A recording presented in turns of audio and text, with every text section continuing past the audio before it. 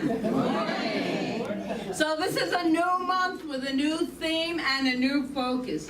And we will bring today's theme together with a short self-assessment. Now this self-assessment is not to instill guilt or bad feelings or about ourselves. We really don't do that here. We do the opposite. We want to empower everyone to feel good about themselves. But this is rather to take an honest look at where we are. When we know where we are, then we have a better idea of where we can go. So it's to be aware of where we are. So we're going to do this real quick, free from all guilt, shame, or personal pressure. So are you ready for this little assessment? Yes. First one. Did I hear a no? You don't have to take it if you're not ready. So, this is the first one. Is the pathway to your life one of struggle? And that would be a 1. Or is it clearly an ongoing, regular, consistent experience of God's plentiful universe? Now that would be a 5. And it could be anywhere in between. Assessment number 2. So this is for you to know. Is your garden through life, oh, not your garden, but is your journey, the beautiful garden of your life, the creative flow of your life that plants those seeds in that garden. Anyway, is your journey through life unsatisfying? That's a 1. Or is it filled with joy, meaning as you live from Spirit's purpose? Now that would be a 5. Where are you? 1 to 5. And the final question, assessment number 3. Do you feel like you are living a life on course to nowhere? Or are you working in harmony with the divine law to consciously create every step of your way? 1 to 5. Got it? Good, because we are going to, I have all these talks on this theme for this month, and I'm not going to be here, well, I am going to be here, but I'm not going to be speaking for a couple of weeks. So, I'm going to continue this theme into August, because I believe I want to get the whole thing really, really sealed in all of our minds, my mind too. So, I want us to really continue taking this self-assessment, and also how we can practically use these spiritual tools that we speak of all of the time, just as Jeannie so beautifully shared with us. So I suspect that most people's answers were not a 1, but maybe they weren't a 5 either. But that's okay. You need to know where you are in this point so you know where you can go from. So wouldn't it be just a glorious experience to always be in that number 5? Clearly an ongoing, consistent experience of God's plentiful universe? Oh yeah. Wouldn't it be a blessing if your journey was filled with joy and meaning as you live from Spirit's purpose for you in your life? Yes. And could you get used to being on a course of consciously creating every step? Yes. Could you? Yes. And I think of step, yes, you see me. I wanted to bring the crutches up. I have crutches. So everyone on video, I have crutches. And I was going to just throw them away at the end of my talk, declaring my healed whole body. But anyway, it's a little bit too dramatic. All right. So I thought, so wherever you are in this continuum of those questions, there will be gifts for you. There will be gifts for this whole month as we practically explore these consistent and regular spiritual truths. The first one, we have 3 that we're going to be exploring for into August. A pathway of God's plenty. A journey of the joy of Spirit. A course of conscious creation.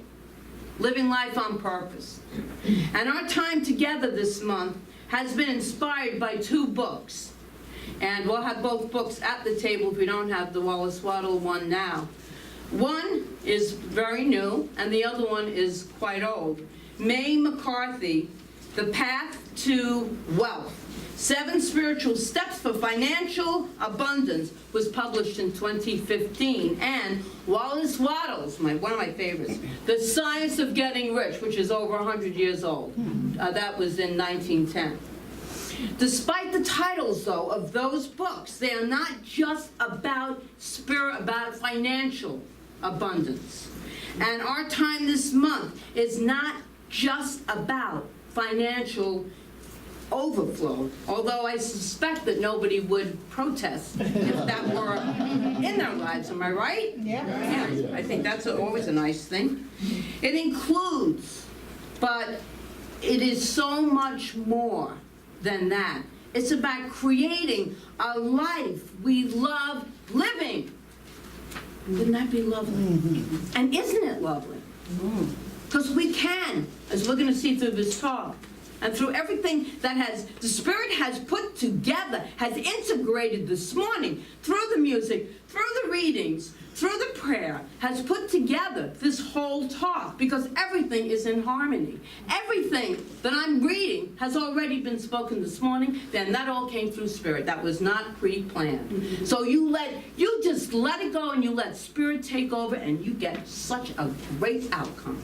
So that's what this morning is. And the second thing is a life, living a life in harmony with our divine nature and on purpose. And a life that we live by design, not by default. That's conscious living.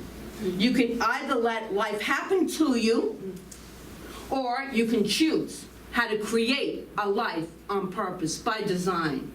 So both books, we'll have them next week. So let's turn to our work today. And I want to begin that work with a story which is not actually a completely true story. But I love it nonetheless. Who cares, right? True stories make believe, nobody knows. But it goes with the talk, so what the heck. Here we go. Many years ago, there was a merchant named Taylor, and Taylor had a kiosk. From his kiosk, he sold high-quality items, much higher quality than many others. And his prices were slightly higher. But people paid it anyway because the quality was so good. He was very successful at his little kiosk. So successful that he had this internal nudge to open an actual store, thinking that a store would be his next level of expression. His friends thought that was a terrific idea and encouraged him. Make that bold step. So he did. And he carried the same high-quality items, the same merchandise. But now the prices needed to be a little bit higher because of the expenditure, the overhead. Suddenly, he wasn't doing as well as he had done in his little kiosk. The customers were slow to come into the store. And those who did come in weren't buying like they used to. Taylor got scared, upset, even despondent. He was sure he had made a dreadful mistake by opening this store. He should have stuck with his little kiosk. Well, why did he stretch so much? Anyone ever felt that way? You feel like you're ready to take the next step? Literally. You feel like you're ready to take the next step? Then you go backwards down a flight of stairs, but that's all right. To go to the next level. You ever feel like that? Yeah, right? It's like, all right, I'm going to step out. The universe says don't, people say don't play small. The universe responds. It doesn't care if you play small or big. That's up to you. So sometimes things don't always work out quite the way we thought. In fact, they seem to go backwards sometimes, just like I did down that flight of stairs. I got to use it, okay? So yes, it happens. And why is that, though? Why is it when we feel that we're moving in the right direction, things seem like an impediment, like a barrier, a block, and we get stuck there for a while? Well, we're going to explore that. We're going to explore why is that this month? That's why I want to continue these talks, because they're so good. How does life unfold so in that perfect order that we speak of? And what can we do? So let's see what Taylor did. For a while, he wallowed in fear and thought about backtracking by closing the store and maybe even having no kiosk, getting rid of the kiosk also. But then one day a light bulb went up in his head and he had an idea. The idea was to take on a partner for his business. He selected a partner who was perfect, who had this perfect ability to complement his skills and talents. Each morning, Taylor and his partner would sit down and make a list of what needed to be done and who would do it. And then they would set out on their way to accomplish their assigned tasks. So here's Taylor with his partner. At the end of the day, they would review the list together. Soon, business started to pick up. And then it picked up even more, and then even more. In fact, Taylor and his partner became very, very successful. So successful that you may have heard of the store. Lord and Taylor. Thank you. I've spoke about that before. There is a true part to that, but this one here is not too true. So. But still, it was a successful store, and it was called Lord and Taylor. That's enough truth for me. It isn't so. It really isn't about how the store got started, though, or if the story is true or not. So, but if it's not true, what did I tell you? Because there are facts of the story that might not be true, but there is a huge lesson in that story that we're going to get into today. The lesson in truth just so happens to be exactly the same lesson in truth that Mae McCarthy in her Path to Wealth offers us in order to live a consciously abundant and fulfilling life, a life of plenty, a life of joy, a life of conscious creation. And what is that? It is to bring in that partner, the same partner that Taylor brought in, only she calls it her CSO, standing for what do you suppose? Chief Spiritual Officer. Yep. We're going to bring in our CSO in life, because it's so much better when we do. So this is what she wrote. I have been blessed to experience wonderful business opportunities and success. But I didn't do all the work and planning alone. Others helped me. And more importantly, the all-knowing power of the universe that I call the CSO helped me. This power guided me to do what I needed to do to receive what I wanted. All I had to do was trust the direction I received and the work with the CSO as my partner. As my trust in the universal power matured, she writes, and I grew in my partnership with the CSO, my success and prosperity increased immediately. The work also became easier because I felt increased peace and happiness. The work didn't seem as burdensome at times as it had felt before when I was actually doing less. So then the question for us is, are we in touch with the CSO of our life? Do we have that guiding force that we have a relationship with, a real ongoing relationship with? I remember when I first called in my CSO at a very deep conscious level. Called him in many times, but this was a real instant manifestation. Do it for me, Spirit. I had a fear of flying, which if my son is in the room, he's here somewhere, or my sister is, they knew that if I was flying today, I'd probably be arrested because I had such a terrible fear of flying. So one day I had to fly alone. I had to fly to California. I made the decision that God was my co-pilot. I was calling in this co-pilot, and I knew I was safe with this co-pilot. So I allowed the co-pilot to pilot this plane. And I want to tell you, that was about 15 years ago. I fly all the time, and there is no fear in my flying. It was instantaneous. So I'm just encouraging us to remember in life when things feel like the floor's falling out, or whatever it is, that this huge burden or something that looks like a huge condition in our lives, to see and know that in the midst of that, I am. I am is in the midst of that. Just calling in that CSO. Do you have a CSO? Are you in touch with it? Or are you like a lot of people, like Taylor, who called on for the universal support and help, and even myself, only when in trouble? I've since developed to know that every day I better have my conversation with Spirit. Every day. Not just when things don't look the way I want them to look, but every day. I better know that there's a lesson for me, that there is a higher power always in operation in my life, in and through and as me. That's the truth of my being, our eternal selves. This is what I'm asking us. It's such an incredible gift that we really give to ourselves when we do this. What if instead you cultivated that relationship on an ongoing basis, consciously, consistently, and internally? What if you recognized and realized your role in that relationship and the CSO's role, and that you did your part and that you let the CSO do its part?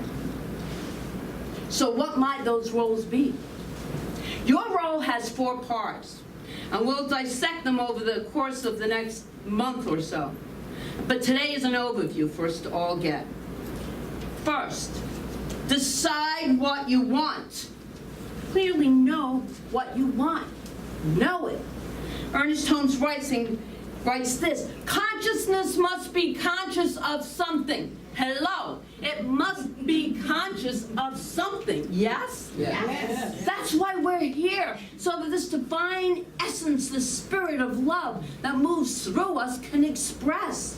But we need to develop that relationship with our CSO.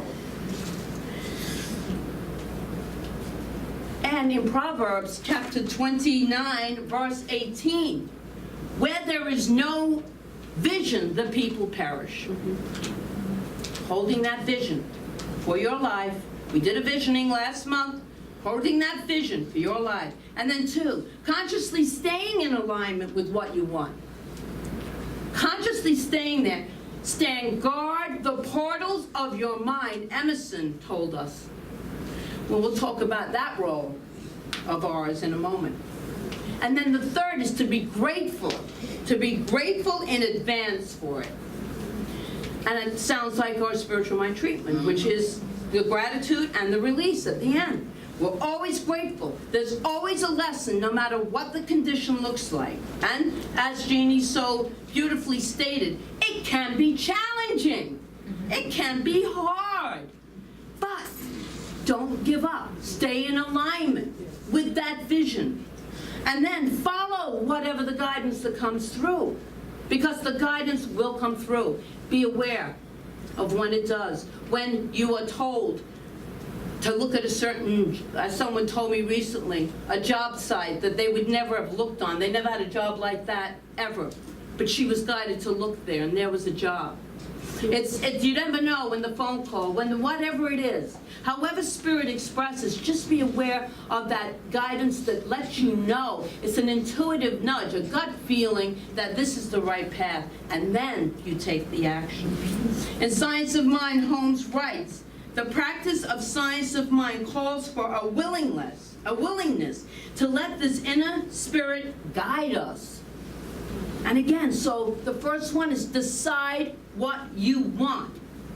Consciously stay in alignment with what you want. Be grateful in advance. And to follow whatever guidance you get along the way. That's your job, okay? That's your job. So what's the CSO's job? Everything else. Everything else. You think you design your life and do all the hows? You don't. We know that. We know that. We do the whats, and we let the universe do the hows. So creating the path, the opportunities, the resources to bring the good that you've defined, and to provide you with the guidance to get there, one step at a time. Follow those little inner nudges. Follow that guidance. Follow it, because it will take you to the intention, the vision that you have set for your life. And when do your job and when do you do your job? CSO do his job. When you do this though, truly, when you do this, you will be on that pathway to God's plenty. It's already present. Every new thought writer has told us this. It's already present. The joy, the journey of the joy of spirit is yours. And the course of conscious creation is yours. So let's turn for a moment now to some wisdom from our other source book. And that's The Science of Getting Rich by Wallace Wattles. And I want to share some thoughts out of chapter 4. If you have the book, most of you have the book. Chapter 4. And consciously stay in alignment with what we want. Here's the groundwork that Wallace Wattles laid for us in 2010. There is a thinking stuff. We all know that's the law. There is a thinking stuff from which all things are made, and which in its original state permeates, penetrates, and fills the interspaces of the universe. A thought in this substance produces the thing that is imaged by the thought. We can form things in our thought, and by impressing our thought on this formless substance can cause the thing we think about to be created. Is that not the same thing that religious science, science of mind, is teaching? Our thoughts are things. Our thoughts create. Yes. Ernest Holmes said, change your thinking, change your life. Same thing. And Holmes said this another way in Science of Mind. To learn how to think is to learn how to live, for our thoughts go into the medium, which is infinite in its ability to do and to be. By thinking, we can bring into our experience whatsoever we desire. And if we think correctly and become a living embodiment of our thoughts, this is not done. This is important. This is not done by holding thoughts, but by knowing the truth.